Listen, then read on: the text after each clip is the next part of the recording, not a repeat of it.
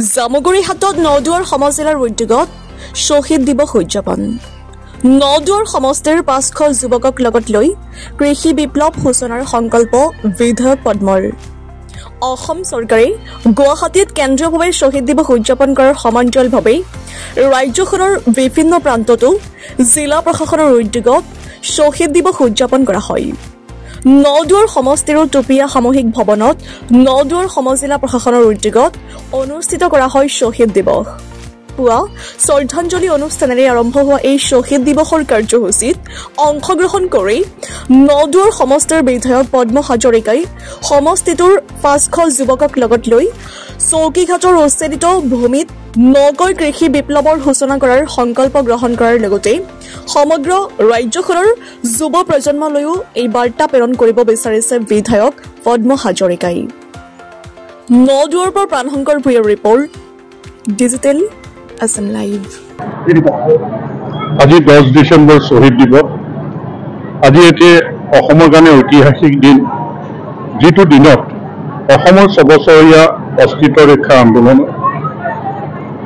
যিসকলে জাতিৰ কাৰণে আমাৰ মাতৃভূমিৰ কাৰণে প্ৰাণ আহুতি দিলে, ৮৬০জন শ্বহীদৰ স্মৃতি চিৰযুগমীয়া কৰিবৰ কাৰণে যিটো শ্বহীদ স্মাৰক ক্ষেত্ৰ নিৰ্মাণ হ'ল, যে আমি সকলোৱে গৌৰৱান্বিত যে ইয়ে আমাৰ অসম আন্দোলন সদায় সজীৱ কৰি ৰাখিব।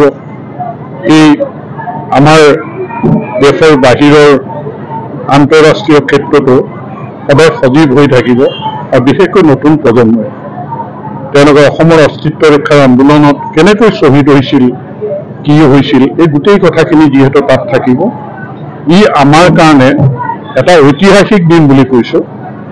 যে অসম আন্দোলনৰ কথাবিলাক হয়তো হেৰাই গৈছিল, কিন্তু আজিৰ দিনটোত ই প্ৰতিষ্ঠিত হ'ল। আৰু আজি মুখ্যমন্ত্ৰী ডাঙৰীয়াই যিখিনি বক্তব্য ৰাখিছে, এই বক্তব্যৰ জৰিয়তে অসমৰ কৃষ্টি সংস্কৃতি জাতিটোক সুৰক্ষিত কৰিবৰ কাৰণে আৰু বিশেষকৈ আহ্বান জনাইছে অৰ্থনৈতিক এক বিপ্লৱ কৰিবৰ কাৰণে, যে ইয়ে আমাক জীয়াই ৰাখিব, শক্তিশালী কৰি ৰাখিব। আৰু সেইকাৰণে ময়ো আজি সংকল্প লৈছোঁ যে কৃষি প্ৰধান ৰাজ্যখনত কৃষি কৰ্মৰ জৰিয়তে অৰ্থনৈতিক শক্তিশালী কৰিব লাগিব। আমি ২০০০ বিঘা মাটি চকীঘাটত আমি এনেও ৫২টা গোটক ১০,০০০কে মাটি দিছোঁ, অচিনাকি মানুহৰ পৰা এৰুৱাই পেলাই।